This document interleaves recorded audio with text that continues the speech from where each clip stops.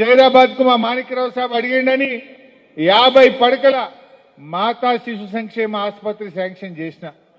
ఆనాడు నేను ఆరోగ్య మంత్రిగా పిల్లలు డెలివరీకి పోతే ఇబ్బంది అవుతుంది, సంగారెడ్డి పోవాలంటే కష్టం అవుతుంది అని జహీరాబాద్ లోనే ఎంసీహెచ్ ఆసుపత్రి శాంక్షన్ చేసిన. కానీ ఈరోజు ఏమైంది? 2 ఏళ్ల కాంగ్రెస్ గవర్నమెంట్ వచ్చి అక్కడనే ఆగిపోయింది.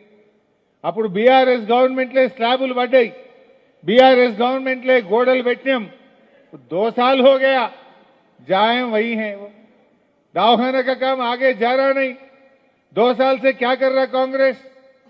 मैं पूछना चाहता हूं, अरे जो बीआरएस सरकार ने गरीब महिलाओं के लिए, पब्लिक के लिए दवाखाना सैंक्शन करके आधा काम कर चुके हैं, फिर तुम्हारे सरकार आके 2 साल हो गए, गुजर गए, कब तक ये दवाखाना हो जाएगा?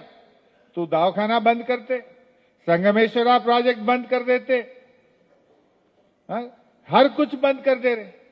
किसानों को रैतु बंधु पथकम 2 बार दिए, 2 बार बंद करे, बोनस 1 बार दिए, 1 बार बंद कर दिए।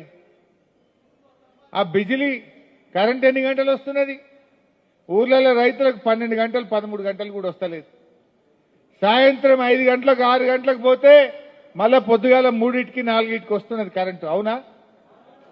4 బజే 4 గంటలకు వస్తుంది, 4 గంటలకు వస్తుంది. సాయంత్రం 5కి పోతుంది, పొద్దుగాల 4 గంటలకు వస్తుంది. అంటే ఎన్ని గంటలు వచ్చినట్టు కరెంటు? 12-13 घंटा, 10 घंटा। कौन सा सब स्टेशन?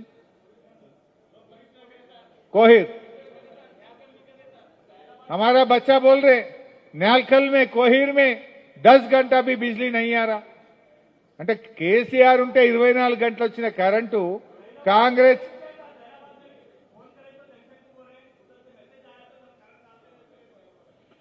केसीआर है तो बिजली जाता नहीं था, फोन करने का जरूरत ही नहीं था। आज फोन करे तो भी नहीं आता, आप धरना करे तो भी बिजली नहीं आता। कांग्रेस आया, करंट गया, कांग्रेस आया 24 घंटा करंट चले गया।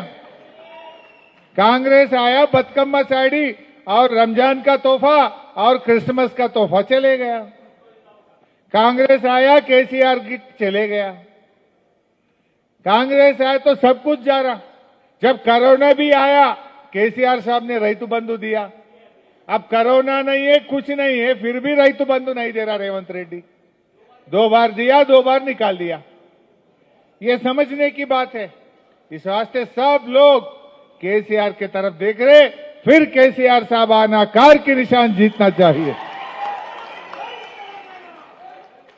ఈ రకంగా అన్యాయాలు జరుగుతా ఉన్నాయి.